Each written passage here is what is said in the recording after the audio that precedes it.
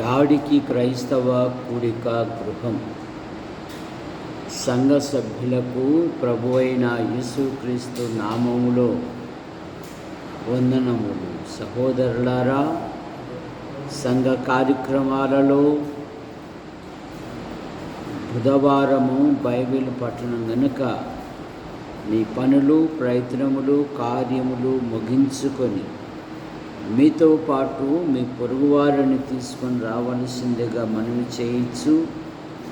10 నిమిషాలలో ఈ కూడిక ప్రార్థనచే ప్రారంభించబడను గనక మీరు త్వరపడి సిద్ధపడి రావలసిందిగా ప్రభువైన యేసుక్రీస్తు నామములో మిమ్మల్ని అందరినీ ఆహ్వానిస్తూ ఉన్నాం.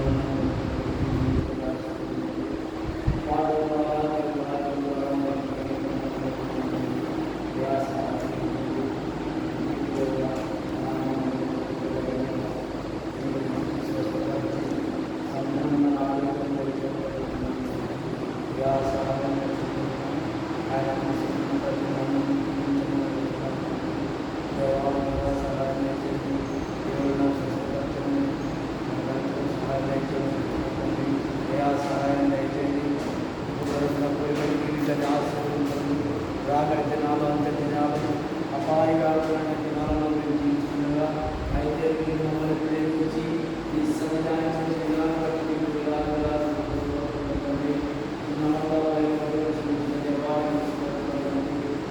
సహాయం దయచేయండి. యంత్ర శక్తుల ద్వారా మీరు కట్టి పరిమితి చేయమని అనుకుంటున్నాం తండ్రి. సహాయం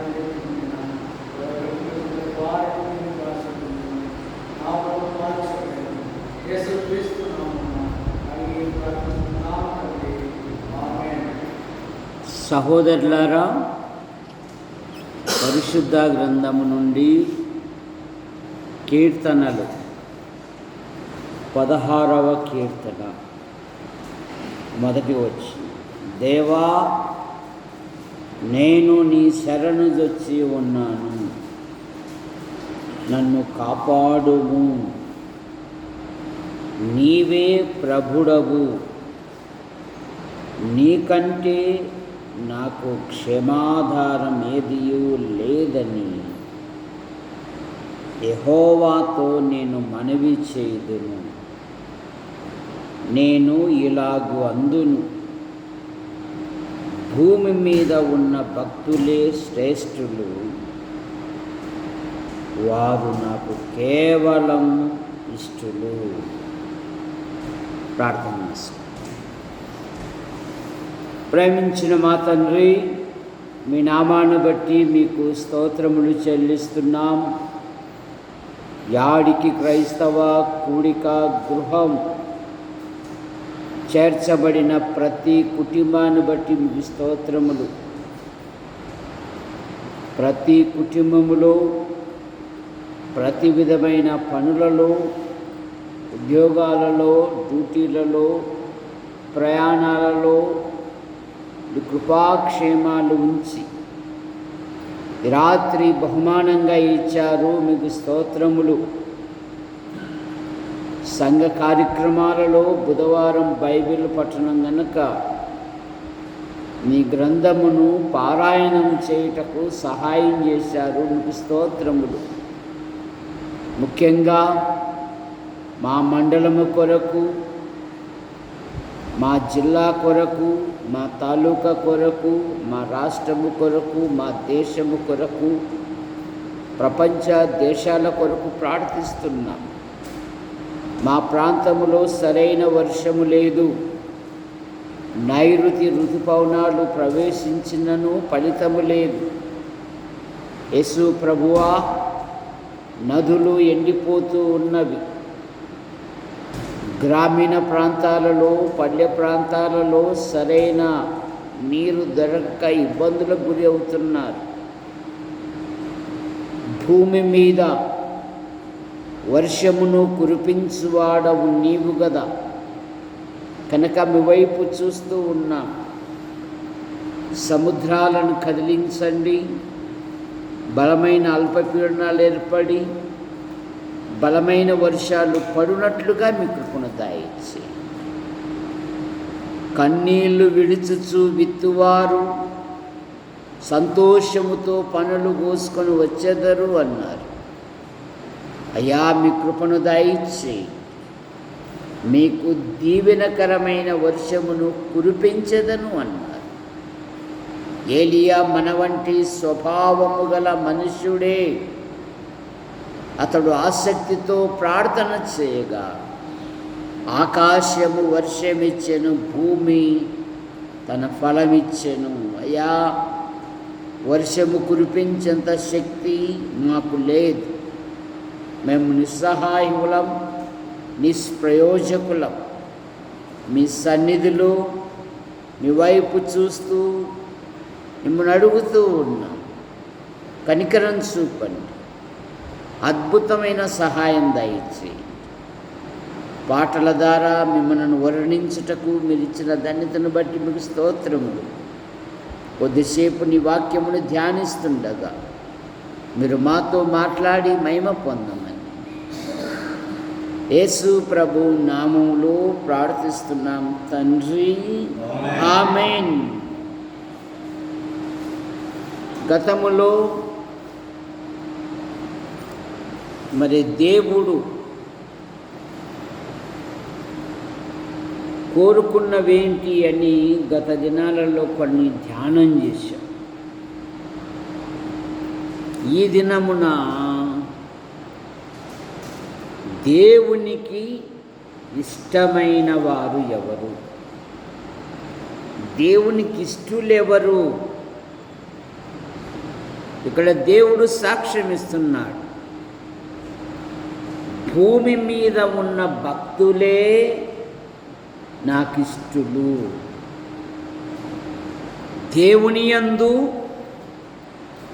భయభక్తులు కలిగి విశ్వాస జీవితంలో కొనసాగువ ఆయనకిష్టులు.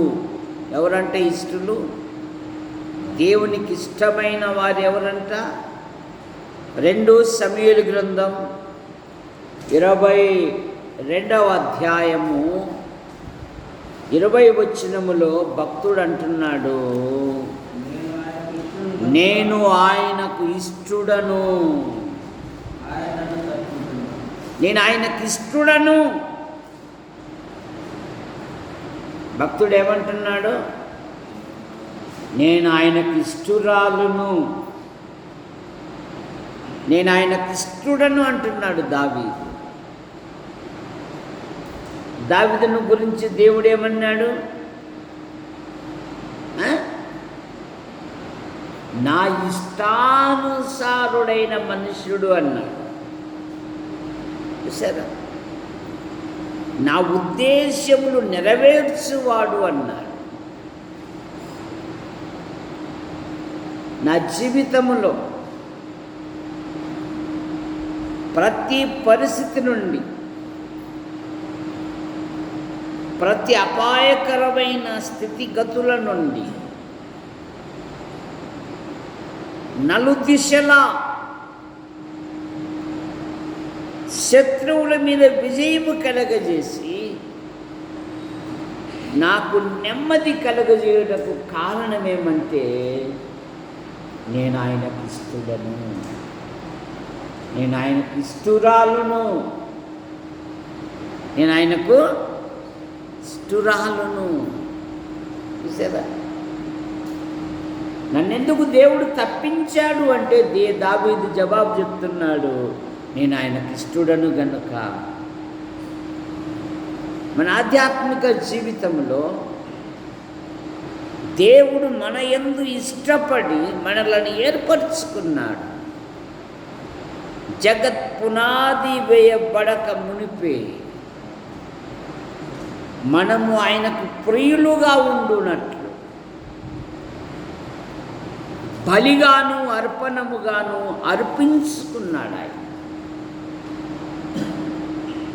నా జీవితంలో దేవుడు నన్ను ఎందుకు తప్పించాడు అంటే నేను ఆయనకు ఇష్టడను. ఒక సామాన్యుడు మొర్దెకై ద్వారపాలకుడు, దేశ ప్రధాని అయ్యాడు. 127 దేశాలకు ప్రధానిగా ఉన్నాడు ఆయన, రాజునకు.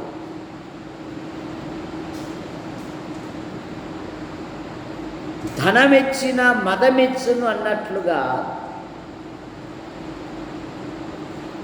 పదవెచ్చిన మదమెచ్చును అన్నట్టుగా జీవించలేదు మొర్దెకై. తన ఆధ్యాత్మిక జీవితంలో మొర్దెకై ఎలాగున్నాడంటే తన దేశంలో ఉన్న వారికి అందరికీ ఇష్టడుగా ఉన్నాడు. ఎస్తేరు గ్రంథం 10వ అధ్యాయం 3వ వచనం. యూదుడైన మొర్దెకై రాజైన అహష్వేరోషునకు ప్రధానమంత్రిగా ఉండి ఏమంట పదవి పెరిగినను రాజంతఃపురములో ఉండినను తన వారందరితో ఒకటి సమాధానముగా ఉన్నాడు.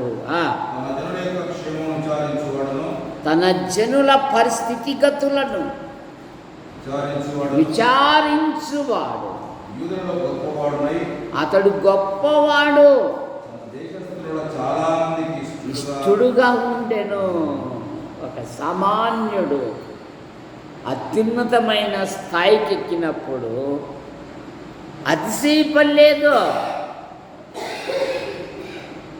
అయ్యో ఇదంతా దేవుని కృపయా, దేవుని యందు విశ్వాసం ఉంచండి. ఆయన తన ప్రజలను హెచ్చించువాడు, ఎక్కించువాడు. యోబు గ్రంథం 5:11 అట్లా ఆయన దీనులను ఉన్నత స్థలములలో ఉంచును. లూకాసు వార్త 1వ అధ్యాయంలో ఆయన బలవంతులను త్రోసివేసి దీనులను సింహాసనం మీద కూర్చోబెట్టే దేవుడు మన దేవుడు. అందుకే ఈ మధ్య ఒక పాట వచ్చింది, ఏమైనా చేయగలవు. ఆ పాటలో అనేకమైన గొప్ప భావజాలం ఉంది. మోషే పారిపోయాడు, అడవిలో గొర్రెల మందను కాసుకుంటున్నాడు. ఏం చేశాడు? లక్షలాది మంది నడిపించుటకు నాయకుడుగా, రమ్మో నేను నీకు తోడుగా ఉన్నాను అని. దావీదు ఎక్కడో అరణ్యములో గొర్రెలు కాయువాడు, ఇశ్రాయేలుల యొక్క రాజ్యానికి 2వ రాజుగా ఉన్నాడు. ఆయన ఏమైనా చేయగలడు. నువ్వు ఆయనకు నమ్మకంగా ఉండాలి. అట్లా ఆయన దీనులను ఉన్నత స్థలములలో ఉంచును. కొంచెం పదవి పెరిగితే చాలు, పదవంట ఒక వార్డు మెంబర్గా ఉంటే చాలు, పట్టుకోలేము సరే. కానీ మొర్దెకై రాజునకు ప్రధానమంత్రిగా ఉన్నాడు. కానీ తన చర్యలు మానుకోలేదు. తన ప్రజలతో సమాధానంగా ఉన్నాడు. ఎవడైనా బలహీనుడై ఉన్నాడా? వారిని విచారించి తగినంత సహాయం చేస్తున్నాడు. చాలామందికి ఇష్టడుగా ఉన్నాడు. రక్షించబడ్డాం, ప్రభువులో కొనసాగుతున్నాం. మనము దేవునికి ప్రియులుగా ఉండునట్లు మనము సత్క్రియల యందు ఆసక్తి గల ప్రజలు అని ఏర్పరచుకున్నాడంట ఆయన. వీరు సత్క్రియల యందు, వీరు నా కొరకు, వీరి జీవితాలలో వీరు నా నిమిత్తము.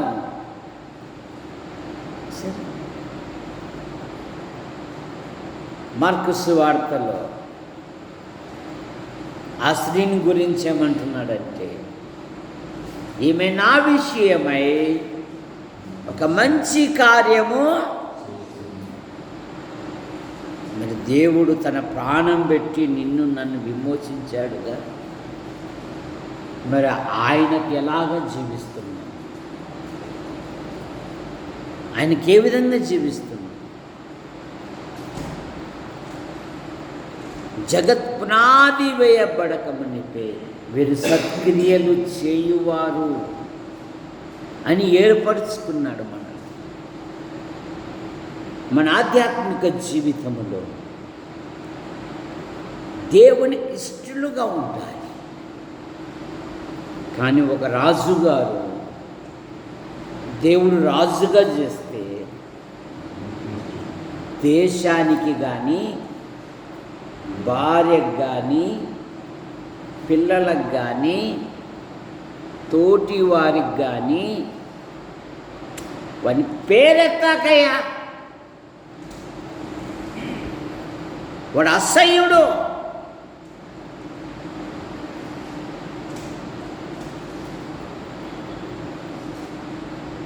వాని మాటలు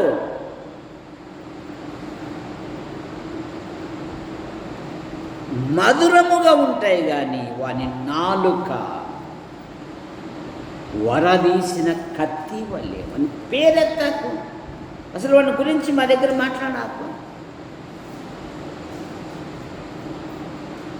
ఎవరికి ఇష్టము లేని వాడే చచ్చాడంటే రాజు. 2 దినవృత్తాంతములు 21వ అధ్యాయము 20 వచ్చింది. 32 యెరూషలేమును 8 సంవత్సరాలు పాలించాడంట.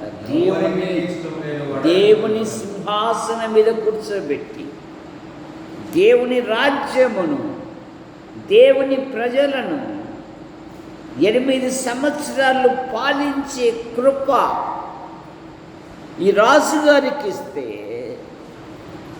ఈ రాజుగారు దేవుని స్తుతించవలనా కాదా? రాజైన దావీదేమన్నాడు? ఇంతగా నన్ను హెచ్చించుటకు నేను ఎంతటి వాడను, నా కుటుంబం ఏ పాటిదయ్యా అన్నాడండి. సౌలు అంటున్నాడు, కుమారుడా అసలు నీ ఊరేమి, ఎవరు నువ్వు? అయ్యగారు నీ పాలనలో బెత్లెహేమను నీ దాసుని కుమారుని అంటాడు. సరే, ఇంతగా నన్ను హెచ్చించుట నేను ఎంతటి వాడను. ఈ రాజు 8 సంవత్సరాలు పాలించాడే కానీ ఎవరికి నీ ఇష్టము లేని వాడే చచ్చాడంట. సరే, మన ఆధ్యాత్మిక జీవితంలో ఏనుగు సచ్చినా 10,000, బతికినా 10,000 ఆ విధంగా జీవించాలి. పౌలు గారు అదే కదా, బ్రతుకుట దేవుని కొరకే, చావైతే లాభం అన్నాడు. ప్రభు కొరకు, ప్రభు మహిమార్థంగా జీవించు.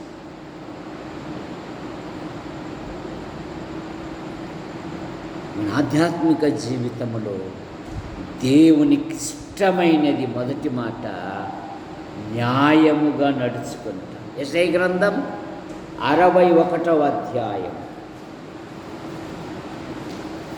8వ వచనం. 61:8 వచనం యెషయా గ్రంథం. ఏలయనగా న్యాయము చేయుట యెహోవానగు నాకిష్టం.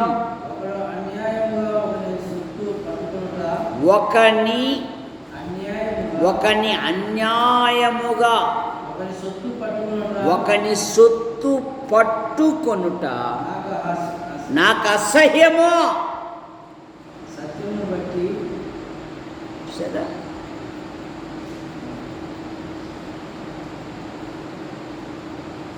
న్యాయము జరిగించుట, న్యాయముగా జీవించుట, న్యాయవంతుడై ఉండుట, అది నాకు ఇష్టం అంటున్నాడు దేవుడు. ఒకని సొత్తు అన్యాయముగా పట్టుకొనుట నాకు అసహ్యము. ఒకడు పట్టుకున్నాడు, అనుభవించాడా?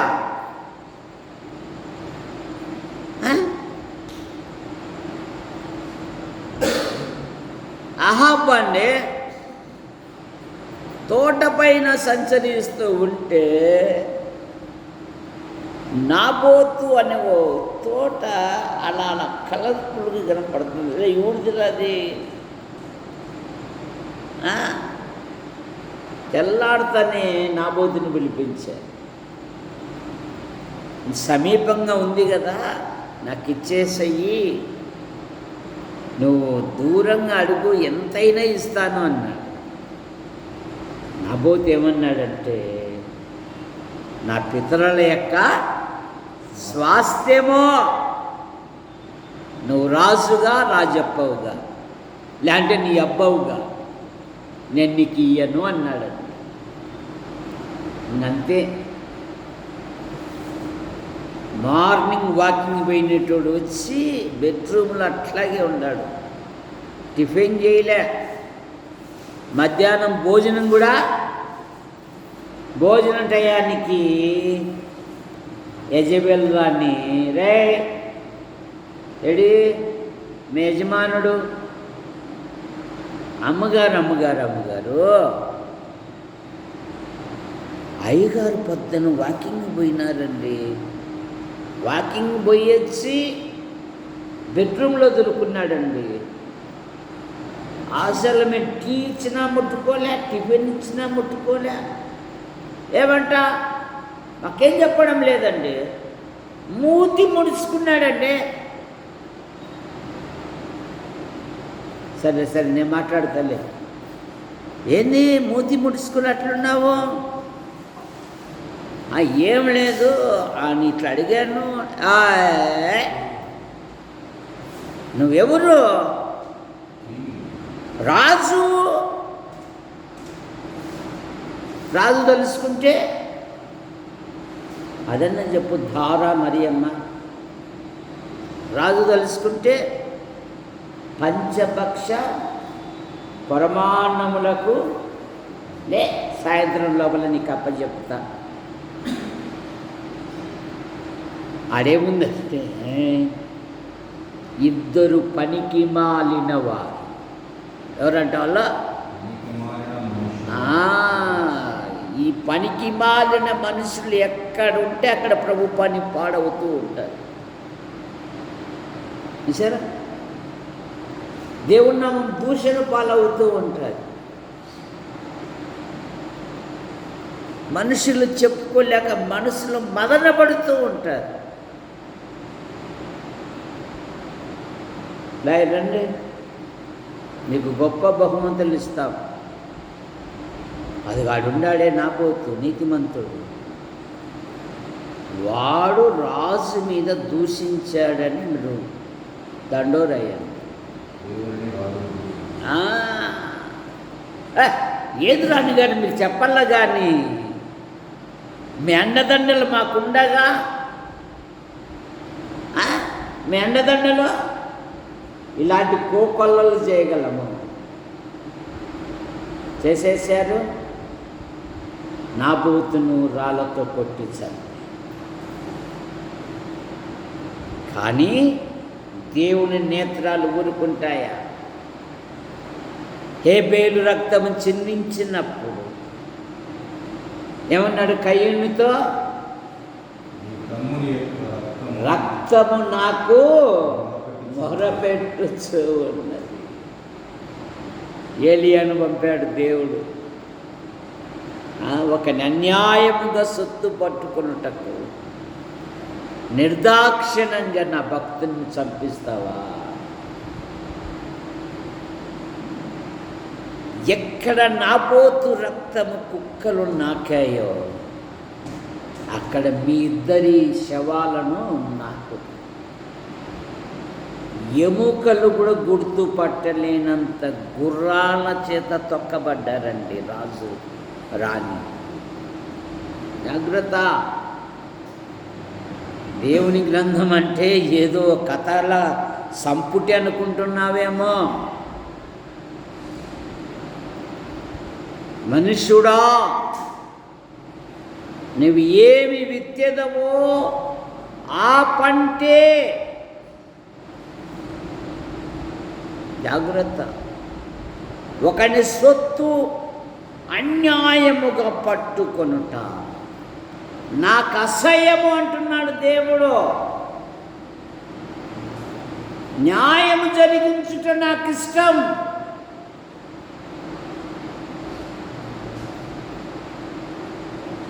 దేవుని కొరకు. యోబుని గురించి ఏం చదువుతాము?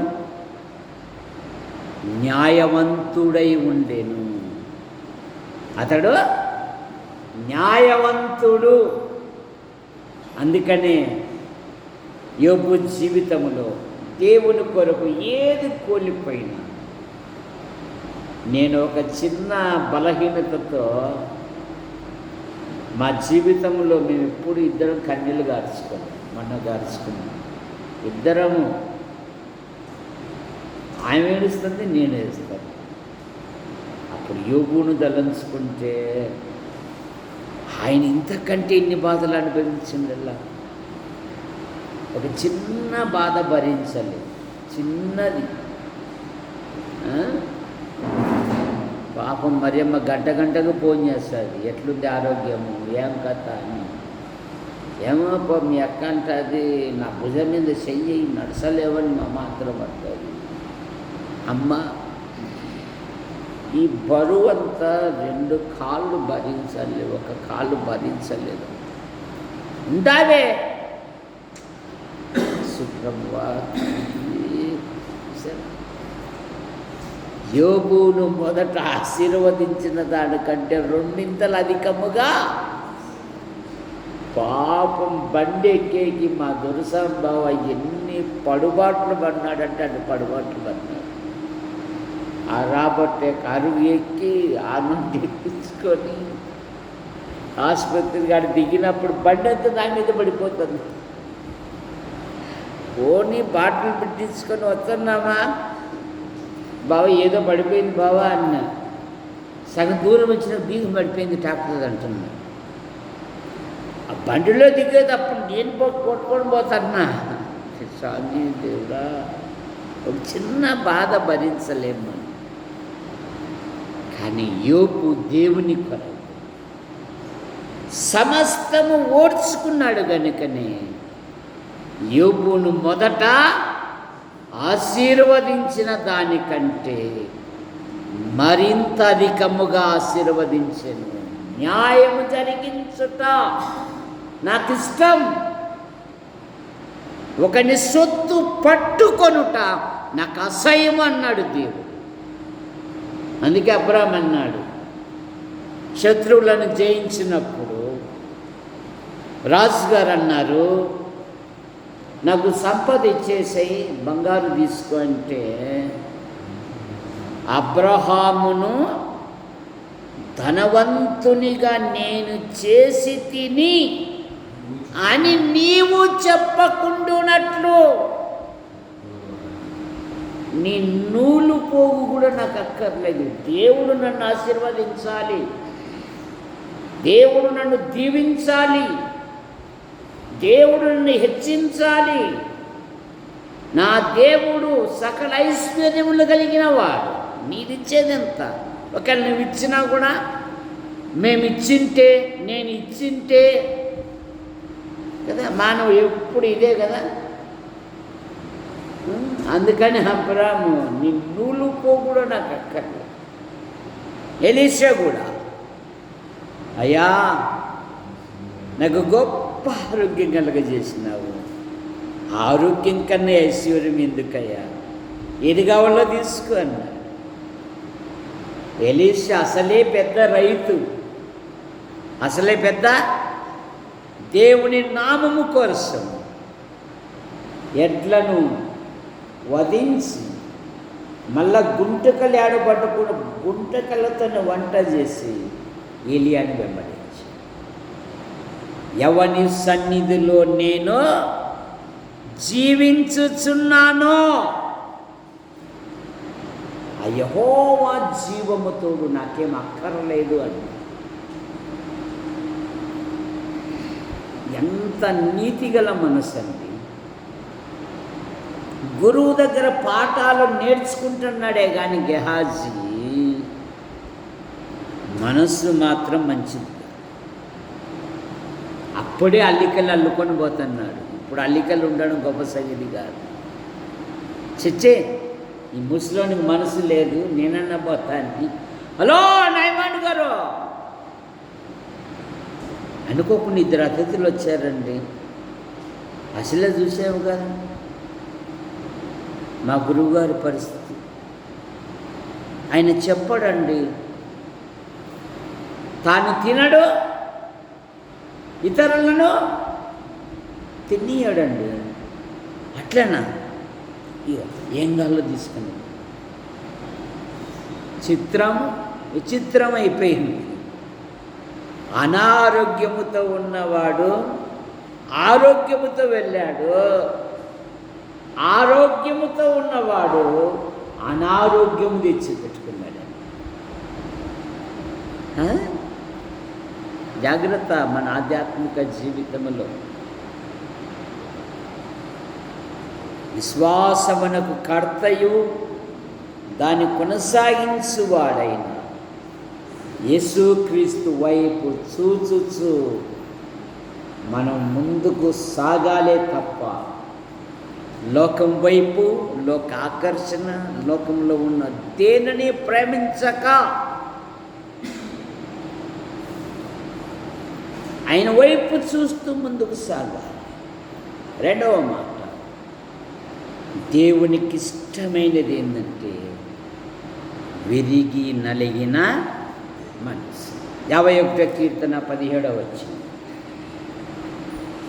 51వ కీర్తన 17వ వచనం.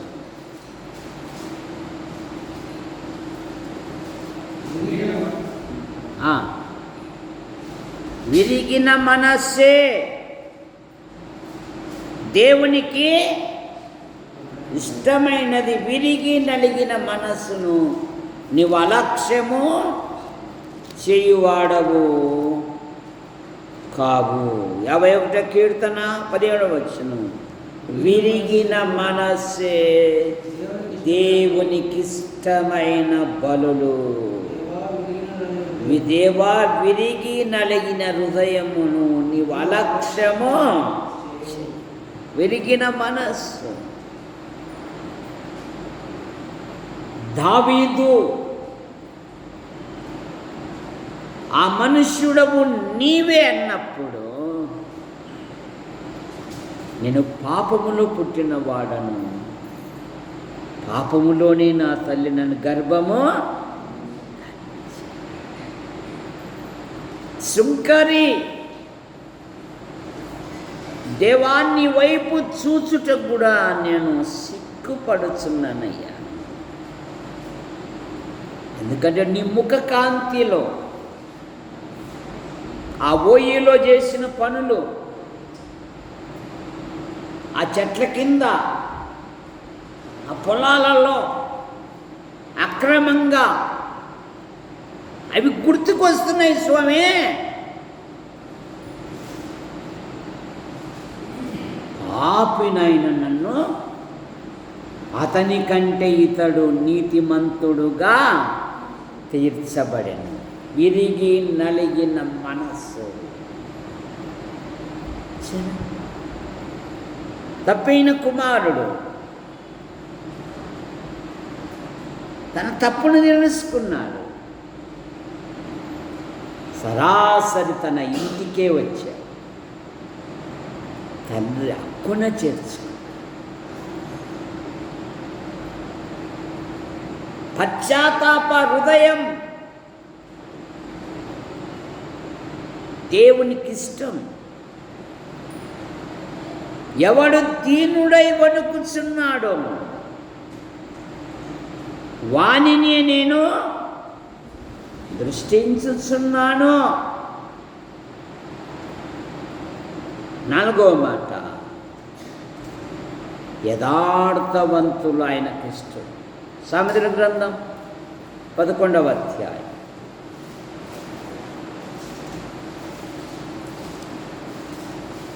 20వ వచనం.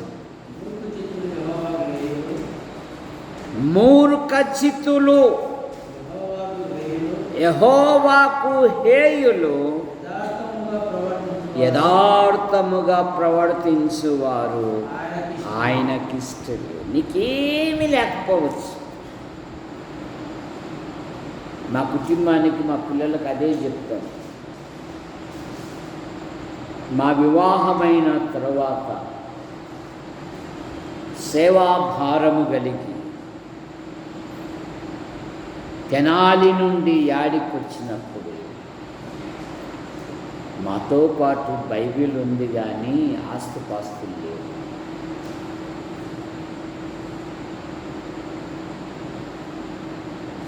అంచెలంచెలుగా అవసరాన్ని బట్టి ప్రభు ఇచ్చాడివి. సరే, కనుక మీరు ప్రభు మీద ఆధారపడండి.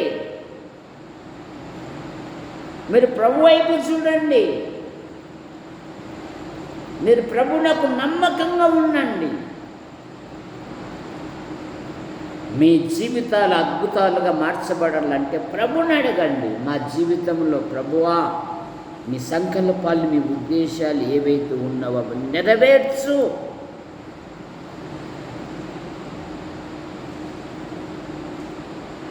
ప్రార్థించుటలవరుచుకోండి. దేవుని వాక్యం ధ్యానించుటలవరుచుకోండి. అందరితో ప్రేమ కలిగి ఉండటకు ప్రయత్నం చేయండి. అందరినీ ప్రేమించండి. దేవుడే హెచ్చిస్తాడు. 84వ కీర్తనలో యథార్థవంతులకు ఆయన ఏ మేలు చేయక మానడు. యథార్థవంతులను బలపరుచుటకై దేవుని నేత్రములు లోకమంతటా సంచారము చేయొచ్చు. యథార్థవంతులను బలపరచుట.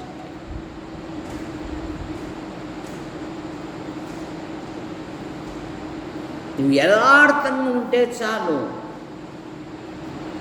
ఆయన హెచ్చిస్తాడు, ఆయన దీవిస్తాడు.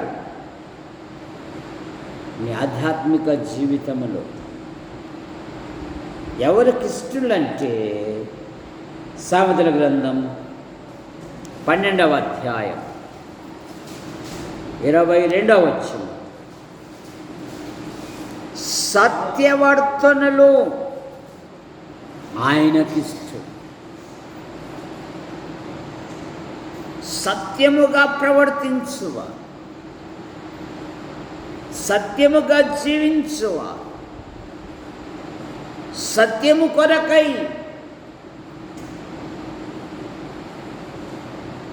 సమస్తమును వదులుకున్నవా ఆయనకిష్టం. 6వ మాట, ఎవరిష్టులంటే విశ్వాసముతో నడుచుకున్న వాళ్ళు ఆయనకి ఇష్టలంట. హెబ్రీ పత్రిక 11వ అధ్యాయం 5వ వచనం. 11:5.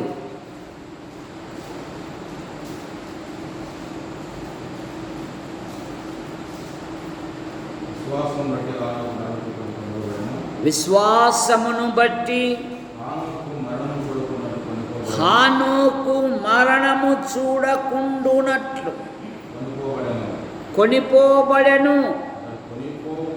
అతడు కొనిపోబడక మునుపు విశ్వాసపు నడక, విశ్వాసపు అడుగులు, విశ్వాసపు జీవితం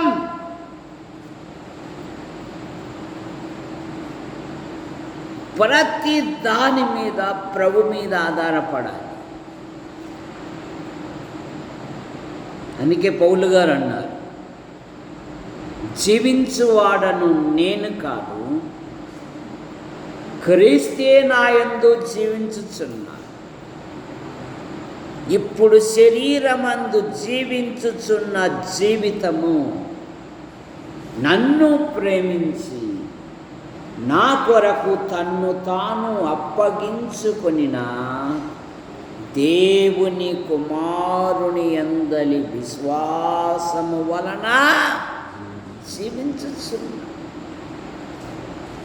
విశ్వాసపు నడక 2వ కొరింథీ పత్రిక 5వ అధ్యాయం. వెలిచూపుతో గాక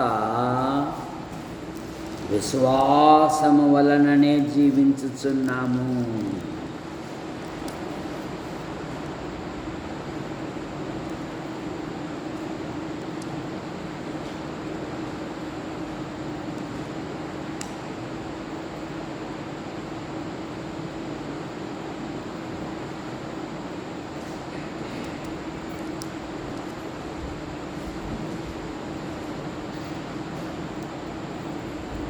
పన్నెండవచ్చు. లేదంటే చూడండి, మేము విశ్వాసము వలన నడుచుకొనుచున్నాం.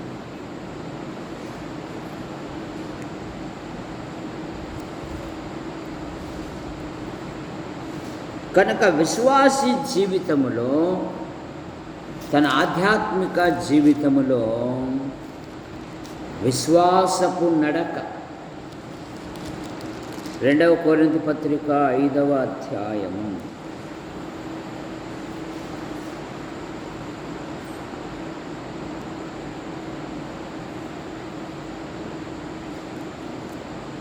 చదవండి.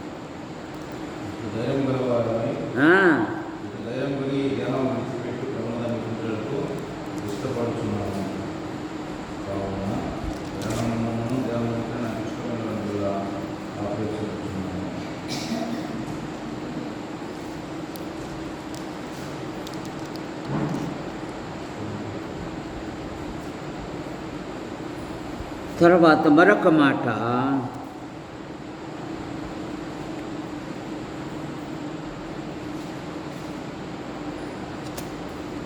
ఫిలిప్పీ పత్రిక 4వ అధ్యాయము 15వ వచనం. 4:15.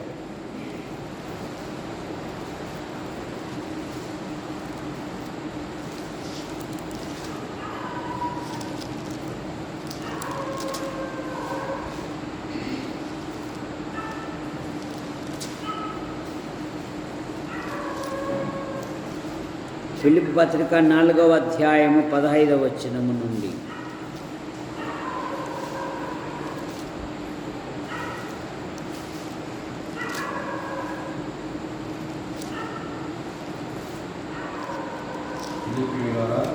ఫిలిప్పీలారా నా నుండి చదువు, 18 వరకు చదువు. ఫిలిప్పీలారా, సువార్తను ఆరంభించి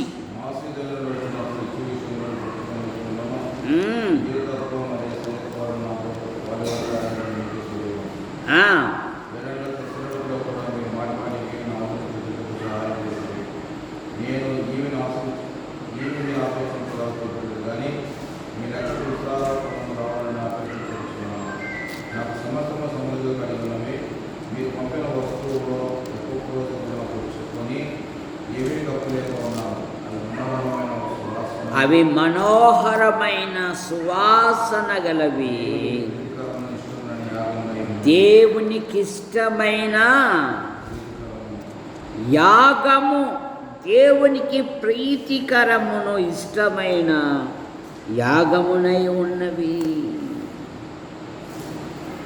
సహాయము చేయుట దేవునికి ప్రీతికరము కనుక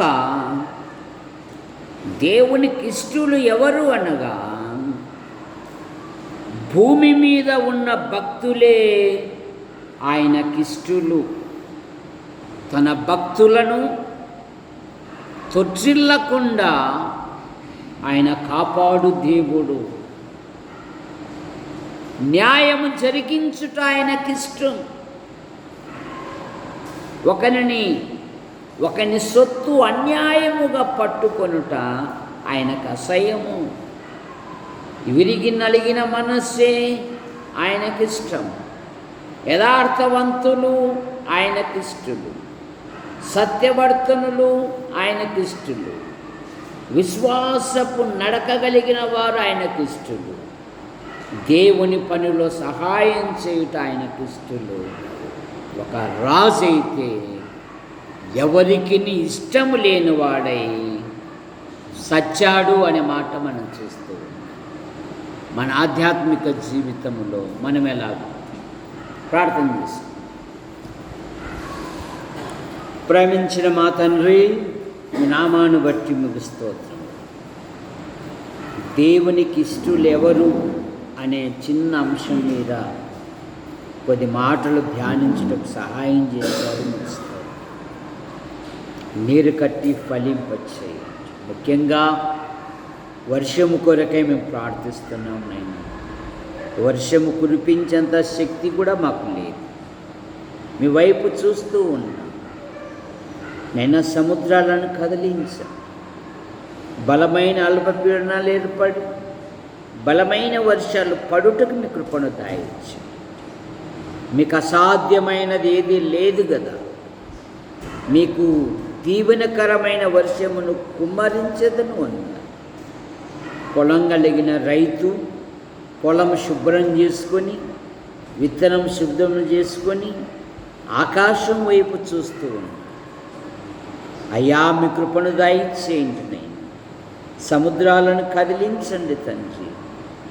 నైనా బలమైన వర్షాలు పడుటకు మీ కృపను దయచేయండి. మా రాష్ట్రములు, మా దేశంలో ఆయా రాష్ట్రాలలో వర్షపాతము లేక నదులు కూడా నీటి మట్టం తగ్గిపోతూ ఉన్నాయి. గ్రామీణ ప్రాంతాలలో, పల్లె ప్రాంతాలలో నైనా త్రాగుటకు గుక్కెడు నీళ్లు లేక చాలా ఇబ్బందులకు గురి అవుతున్నారు. కనికరం చూపండి తండ్రి. అద్భుతమైన సహాయం దయచేయండి నైనా. నైనా బలమైన వర్షాలు పడుటకు మీ కృపను దయచేయండి. సంఘములోని ప్రతి కుటుంబాన్ని దీవించండి తండ్రి. ప్రతి కుటుంబములో ప్రతి విధమైన అవసరాలు తీర్చండి నైనా. ప్రభుత్వ శాఖల్లో కొందరు, ప్రైవేటు సంస్థల్లో కొందరు, మరికొందరు భిన్న రీతిగా ప్రయాసపడుతూ ఉన్నారు. వారు అనుదిన ప్రయాణములలో, డ్యూటీలలో అనధికారుల మధ్య మీ కృపాక్షేమములు, తమ వృత్తులలో ఉన్నతమైన పదవులు దాయించి కళాశాల మొదలుకొని నర్సరీ వరకు చదువుతున్న విద్యార్థులను దీవించండి. 10వ తరగతి అలాగే ఇంటర్మీడియట్ చదువుతున్న విద్యార్థులను కూడా మీరు బలపరచండి నైనా. యవ్వన పిల్లల కొరకే మేము ప్రార్థిస్తున్నాం. రక్షించబడిన పిల్లలు ఉన్నారు, ఉన్నతమైన చదువు కలిగిన పిల్లలు ఉన్నారు, ఉద్యోగాల కొరకు, వివాహాల కొరకు ఎదురు చూస్తున్నారు. మీ కృపను దయచేయండి. మా యాడికి మండలంలో ఉంటున్న ఆసుపత్రి, MRO, MDO, panchayat, police station, మా మండల నాయకులను అధికారులను ఆశీర్వదించండి. మా తాలూకాను మీరు ఆశీర్వదించండి. నైనా మరి ప్రజలను, నాయకులను, అధికారులను దీవించండి. మా జిల్లా కలెక్టర్ గారిని, కార్యాలయం నాయకులను, అధికారులను దీవించండి. మా తెలుగు రాష్ట్రాలను, ముఖ్యమంత్రులను, గవర్నర్లను మీరు దీవించండి. మా భారతదేశము కొరకే మేము ప్రార్థిస్తున్నాం. మా దేశ ప్రధాని గారిని దీవించండి. రాష్ట్రపతి గారిని దీవించండి. దేశ సరిహద్దులున్న సైనిక పటాలను దీవించండి. ప్రపంచ దేశాల కొరకే ప్రార్థిస్తున్నాను. ఎక్కడ చూసినాను సమాధానము లేదు. యుద్ధ వాతావరణంలో ఉన్న యెహోవా నామము బలమైన దుర్గము, నీతిమంతుడు అందులో సురక్షితముగా జీవించుననే మాటను బట్టి మా మండలము నుండి, మా యాడికి మండలము నుండి ఉపాధి కొరకు, ఉద్యోగము కొరకు, ఉన్నతమైన చదువు కొరకు వెలుపల ఉంటున్న ప్రతి కుటుంబాన్ని, ప్రతి యవనస్తుని, యవనస్తురాలను దీవించండి. మీరు ఎక్కలి కింద ఉంచుకొని కాపాడమని అడుగుతాం. జెస్సీ కానుపు విషయంలో కూడా మీ కృపను దయచేయండి. చాలామంది రాత్రుల పూట రాలేకపోతున్నారు, కనికరించండి. కట్టుపల్లి యోహాన్ అంకుల్, రాజాబాయ్ ఆంటీ పెద్దలు మీ వద్దకు చేర్చబడ్డారు. వారి కుమారులు, వారి భార్యలు, వారి సంతానం, వారి కుమార్తెలు, వారి భర్తలు, వారి సంతానం, కట్టుపల్లి జాన్ నెల్సన్ గారు అయిన భార్య పిల్లలు, పాళ్ళు గారు అయిన భార్య పిల్లలు దీవించండి. శ్రీరామూర్తి గారికి ఉంటున్న ప్రతి బలహీనత మీరు ముట్టి స్వస్థపరచండి. స్థానిక సంఘాలు బలపడినట్లుగా మీకు యూట్యూబ్ ద్వారా వీక్షిస్తున్న ప్రతి వారిని దీవించమని మా కొరకు ప్రార్థిస్తూ, మా అవసరాలు తీరుస్తూ, సమయాలలో సహాయపడుతున్న ప్రతి వారిని ఆశీర్వదించమని, యంత్ర శబ్దం ధర ఎందరైతే వింటున్నారో ఆకర్షించమని యేసు ప్రభు నామములో ప్రార్థిస్తూ బయలుదేరుతున్నాం తండ్రి. ఆమేన్. అందరికీ వందనాలు.